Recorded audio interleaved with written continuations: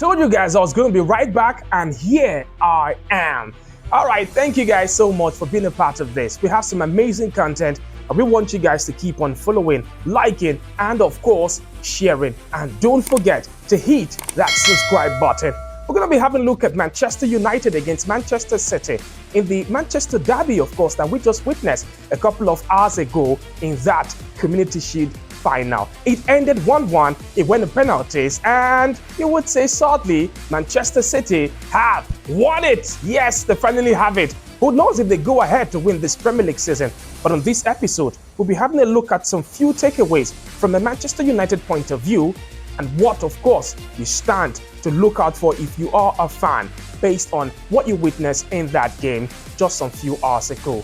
From a defensive point of view, Manchester United, yes, were able to ride their luck early on in that game, but eventually, of course, they found that defensive solidity and were able to keep players like Erling Haaland quiet in that game. So what does that tell us? Well, we're able to look through and look at the positional change and the positional adjustment coming from the manager Erik ten Hag, and then we realize that Manchester United look a bit more solid, and they have done this with the likes of Harry Maguire, Johnny Evans, and Lisandro Martinez at left back. When you also put into consideration that a player like Lenny Yoro is out injured, players of course like Lindelof on the edge of being phased out, and there are two more players of course to join the defense in the means in the fold of Mazraoui and Matthias de Ligt to begin to, you know what, just lick your lips to understand what Erik ten Hag and Manchester United will be cooking in that defense, because they took no prisoners and completely held their own in that game against Manchester City. Interesting times ahead. How about the midfield from a Man United point of view? Casemiro, who had been criticized all through last season. In fact, remember Jamie Carragher saying that Casemiro should just leave football at the top level because it is no longer for him. And we saw how, of course, he had to prove his point, especially in that Community Shield against Man City. Almost single-handedly knitting that midfield together, Casemiro was, of course, the spine for Man United, starting the attack alongside, the defenders and, of course, the goalkeeper Onana, and also popping up late in the box with some flashes and with some beautiful shots there. So that means that Casemiro is just not done yet. Again, with the partnership of Mainu and Bruno Fernandes, and not to also forget the returning and the resurgent Mason Mount, well, Manchester United have got that midfield ticking again. And from an attacking phase point of view, we find the Manchester United side for the first time in a long while stringing passes together, and you can see the structure and the system put in place by the manager Erik ten Hag. Now, gone are the days where United fans will scratch their heads and ask, what really is our style of play?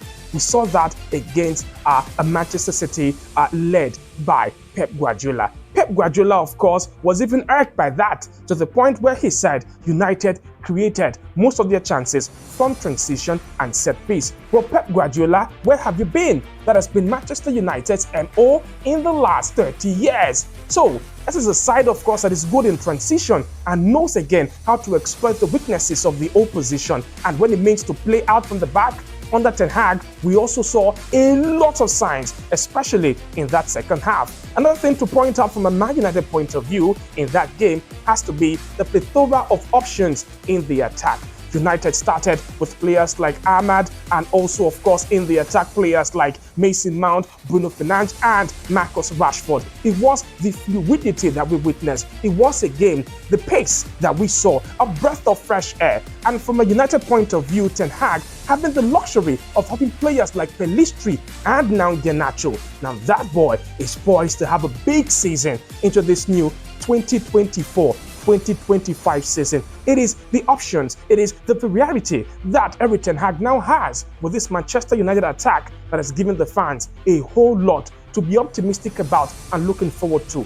Don't forget, players like Joshua Zirkzee and also Rasmus Højlund did not play a part in that game. So you see the options and the variety comes to mind there, and yet they flew in that attack. One player again that comes to mind for the future for this season has to be Garnacho. Came off the bench and played in not his preferred position on the right-hand side of the attack, and yet you could see the pace, you could see the hunger, which resulted in the goal. Ladies and gentlemen, Manchester United, if you are the fan looking forward to the new league season, from that Community Shield to judge just exactly what your team will be all about in terms of defense, in terms of possession, and in terms of the attack, well, you get a clearer idea from these players and what we've just shared with you.